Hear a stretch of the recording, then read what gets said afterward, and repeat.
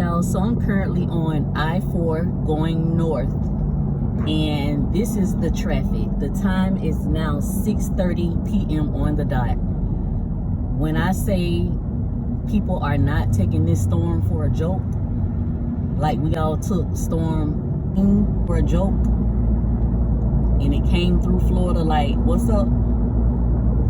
A lot of people have are evacuating, leaving from Florida. This storm is supposed to be a Category 5, but who knows, it may change.